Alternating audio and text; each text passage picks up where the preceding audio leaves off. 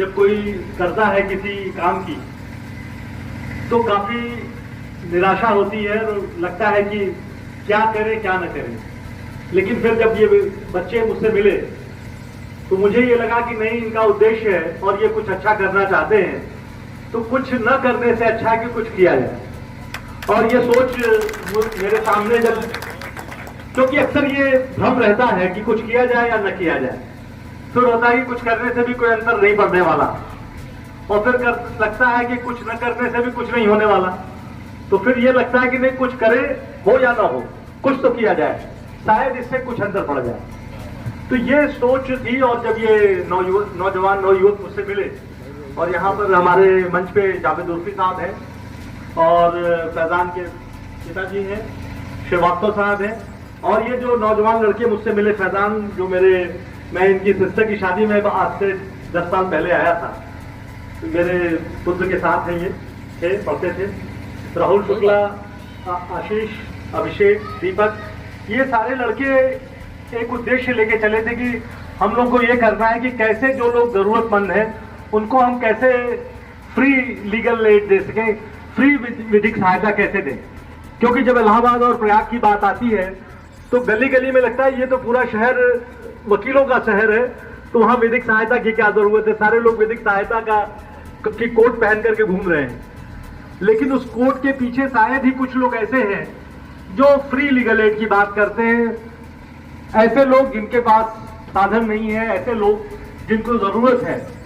उनको कोई मदद का हाथ लेकर के आगे बढ़े। और इस उद्देश्य के साथ जब ये लड़के मुझसे मिले तो मुझे लगा कि निश्चित रूप से जैसा नाम है दस्तगीर, उसको करने वाले इससे भी अच्छा काम करेंगे और जो जरूरतमंद है उनके लिए अपनी मदद का हाथ आगे करेंगे। इसलिए मैं इस आयोजन के सभी जो कर्ता धर्ता हैं, जो भी सब कमेटी के मेंबरान हैं, जो उसके पदाधिकारी हैं, उनको बधाई देता हूं। और ये अच्छा लगा कि कम से कम अपने घर का एक कमरा दूसरों के लिए खोला किसी ने, तो मैं उसके लिए बधाई देता हूँ, उनके पिताश्री को बधाई देता हूँ कि ठीक है, हमारा ड्राइंग रूम है वो हमारे लिए, हमारे गेस्टों के लिए, लेकिन सामान्य आदमी के लिए भी अगर कोई कमरा खोलता है तो ये बड़ी बात है, इसलिए बधाई की बात है। देखिए, मैं भी पुलिस में हूँ, लगभग 32 साल हो गए, 32-35 साल हो गए। अक्सर ये फीलिंग होती है कि बहुत सारे लोग आते हैं जिनको जरूरत है और हम उनकी जरूरतें पूरी नहीं कर पाते, और इतनी निराशा होती है। और विशेष करके हमारे बीच में नाजिया हैं, महिलाएं जब आती हैं जिनके घर में डिस्प्यूट है, जिनके परिवार में डिस्प्यूट है, वो शादी हो गई, ससुराल में उनकी इज्जत नहीं हो रही है, घर वाले कहते हैं अब तो तुम्हारा जो कुछ है ससुराल में है, मायके में कुछ नहीं है, और वो महिला फिर सोचती है कि हम जाए तो जाए कहाँ। और ऐसी निराशा में अक्सर मैं देखता हूँ कि बहुत सारी आत्महत्याएं परिवारों में होती हैं, 304B की घटनाएं होती हैं, दहेज हत्याएं होती हैं, उसको दहेज हत्या कहें या जो भी कहें, लेकिन निराशा में जब किसी को ये लगता है कि मेरे पास करने को कुछ है ही नहीं, कोई मदद का हाथ मेरे सामने नहीं है, तो मैं जाऊं कहां, और उसे लगता है कि इससे अच्छा मेरा रहने का कोई फायदा नहीं है। लेकिन ये जो इस तरह के ऑर्गेनाइजेशन से, इस तरह की संस्थाएं हैं, अगर उसको ये मिले कि नहीं कोई मदद के लिए है, शायद हमारे साथ 2 कदम कोई चल सकता है, तो जो उस समय की निराशा की भावना है वो शायद रुक जाए। अगर किसी को मदद का एक हाथ, 1 कदम भी चलने वाले लोग मिल जाए, तो वो जो क्षणिक आवेश है या क्षणिक निराशा है, शायद उससे बचने का तरीका निकल है। मैं अक्सर ये देखता हूं कि अगर आप किसी की बात सुनते हैं और उसको कोई एक, हो सकता है कि आप उसके पूरी की पूरी मदद नहीं कर सकते, क्योंकि कोई चीज परफेक्शन नहीं है, पूरी दुनिया में आप देखें तो कोई चीज एब्सोल्यूट नहीं है। लेकिन रिलेटिव टर्म में भी कोई अगर 1 कदम भी किसी के साथ चलता है तो निश्चित रूप से उसको कुछ न कुछ आशा दिखती है, और फिर वो आगे के कदम खुद बढ़ाने की कोशिश करता है। तो ये जो शुरुआत है, इसको मैं इसलिए मानता हूं कि इस तरह की शुरुआत होनी बहुत जरूरी है। मैं आपको बताना चाहता हूं कि अभी हम लोगों ने मिशन शक्ति, हमारे शासन ने शुरू किया। मिशन शक्ति का भी ये उद्देश्य कि किस तरह से हम लोगों को एजुकेट करें, किस तरह से हम बताएं कि उनके क्या हक है, क्या हुकूक है, क्या राइट्स है, और यदि वो राइट्स उनको नहीं मिल रहे हैं तो हम उसको कहां से ले सकते हैं। बात यह है कि सबसे बड़ी बात तो ये होनी चाहिए, सबको ये मालूम होना चाहिए कि ये देश और ये जो राज्य है उसका ये दायित्व है, और वो अपने को क्लेम भी करता है कि वेलफेयर स्टेट है, कि वो सबकी मदद करेगा और किसी को ऐसा नहीं छोड़ेगा जिसकी मदद ना हो। ये एक बेसिक प्रीमाइस है, एक बेसिक कंसेप्ट है जिसको लेकर के स्टेट चलता है कि अगर कोई जरूरतमंद है, उसको खाना नहीं है, उसको दवा नहीं है, उसको इलाज नहीं है, उसके लिए शिक्षा नहीं है, उसके लिए पास विधिक सहायता नहीं है, तो उसको राज्य इस तरह की सहायताएं देगा। लेकिन सवाल ये उठता है कि ये सारी चीजें मिलेंगी कैसे, और इसके लिए जरूरी है कि जो पढ़े लिखे लोग हैं, जो ऐसे लोग हैं जो इन बातों को समझ सकते हैं, वो इन चीजों को ऐसे लोगों तक पहुंचाए जिनको इसकी जरूरत है। क्योंकि ठीक है, ऐसे एक किस्सा बताता हूं कि एक आदमी मेरे पास आया, उसकी माँ का कूल्हा टूट गया था और उसके पास वो जब ले गया मेडिकल कॉलेज में, डिस्ट्रिक्ट हॉस्पिटल में, वहां ये हुआ कि उसके जोड़ने के लिए यहाँ पे एनेस्थीसिया वाले नहीं है। ये एक जिले की बात मैं बता रहा हूँ। तो यहाँ पर ऑपरेशन नहीं हो सकता, प्राइवेट में ले जाइए 50,000 रुपए लगेगा। तो ये हुआ कि उसके पास 50,000 40,000 रुपए नहीं है, आखिर कैसे होगा। फिर मैंने वहां के डिस्ट्रिक्ट मजिस्ट्रेट से बात की, सीएमओ से बात की,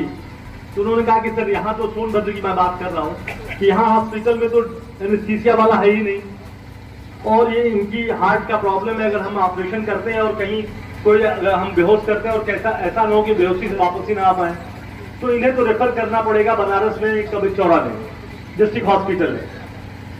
खैर फिर वहां से वो रेफर हुए, वहां से एम्बुलेंस मिल गई, चले गए माँ को लेके। फिर कबीर चौरा में गए, फिर वहां पर छुट्टी थी,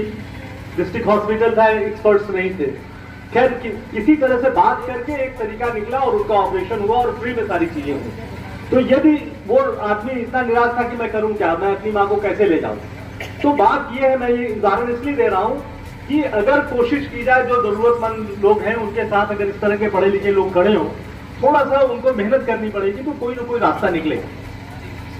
ये जरूर है, कुछ न कुछ रास्ता निकल आएगा, कहीं कोई गाड़ी दे देगा, कोई हो सकता है उसके लिए दवा के लिए कोई इंतजाम कर देगा। लेकिन जो ये टेंडेंसी है कि कुछ नहीं होगा, अरे छोड़ो, कहाँ हम परेशान होते हैं, क्या जरूरत है हम जाकर के बोल करके भी क्या करेंगे, इन बच्चों के साथ हमारा समय वेस्ट होगा, ऐसी बात नहीं। जब और इस सभा में उपस्थित हमारे सम्मानीय अतिथि पर आज जो मुहिम शुरू की है इमरान हाशमी साहब ने दस्तगीर फाउंडेशन के नाम से, और मैं थोड़ा सा ये जो विधिक सहायता ये उपलब्ध करा रहे हैं उसके बारे में अपने तजुर्बे शेयर करना चाहूंगी, क्योंकि करीब 5 साल से मैं विधिक सेवा के साथ जुड़ी हुई हूँ और मुझे बहुत निराशा हाथ लगी। ये मुहिम अच्छी है, शुरुआत अच्छी है, और मेरी ढेर सारी दुआएं हैं कि जिस नेक नियत नेक सोच के साथ इन्होंने इस फाउंडेशन को डाला है, जो बुनियाद है इसकी, अगर मैं 9 नवंबर की बात करूं, विधिक सेवा दिवस हम मनाते आए हैं 1995 से। हालांकि इसकी शुरुआत हुई थी 11 अक्टूबर 1987 में। सुप्रीम कोर्ट ने के वरिष्ठ जज चीफ जस्टिस ने सभी को न्याय मिले, वंचित तबका, शोषित तबका, गरीब तबका जिसको न्याय नहीं मिल पा रहा है और जो विधिक अधिकार है उनके उन तक पहुंचे, इसी उद्देश्य के साथ इसकी स्थापना की थी। लेकिन आप अपने दिल पर हाथ रखे बोलिए, क्या ये हो रहा है? सिर्फ दिखावा, सिर्फ छलावा। मैं अक्सर जिन सचिव महोदय ने बहुत अप्रिशिएट किया मेरे वर्क को, मैं हमेशा, अभी नोडल भी है निशा झा मैडम, हम लोगों ने कई सारी एक्टिविटीज की, मैं हमेशा कहती हूँ कि कोई भी काम खुद की अंतरात्मा को जवाब देने के लिए करना चाहिए, न कि छलावे के लिए। अगर हम बात करें, क्या वास्तव में जब विधिक सेवा या राज्य विधिक सेवा क्या वास्तव में सहायता कर पा रहा है? क्या लीगल जो एडवोकेट्स मिलने चाहिए क्या दे पा रहा है? मैं सैकड़ों बाल अपराधियों को मेन स्ट्रीम में ला चुकी हूँ। इसके लिए मयंक त्रिपाठी सर थे, वो भली भांति जानते हैं, जो भी जुडिशियल ऑफिसर है जो किशोर न्याय बोर्ड में थे हमारे साथ, अलकौसर के साथ बहुत सारे ऐसे अधिवक्ता, वरिष्ठ अधिवक्ता, हम डिस्ट्रिक्ट कोर्ट की बात करें या हाई कोर्ट की बात करें, जो निशुल्क देते आई हैं। लेकिन सिर्फ लीगल के लिए मैंने अलकौसर का गठन नहीं किया था। मैं थोड़ा सा शायद हट के बात कर रही हूँ, थोड़ा सा बता दूं कि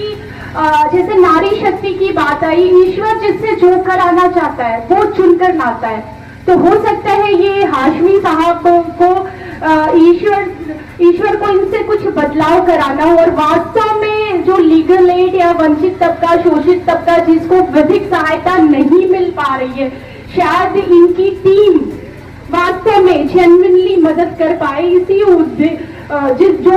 उद्देश्य है, मैं इनसे निवेदन करना चाहूंगी कि ये समाज को दिखाने की बजाय अपनी अंतरात्मा से आंख मिलाने के लिए अगर काम करेंगे तो वास्तव में ये जन जन तक ये मुहिम पहुंच पाएगी। और बाकी अगर हम कमियां निकालेंगे तो कमियां निकालने के लिए बहुत कुछ है। मैंने जैसे अभी बताया ही, मुझे बहुत निराशा हाथ लगती है। मैंने फेसबुक पर ही एक पोस्ट डाला था अभी इसी महीने 9 तारीख को ही कि शायद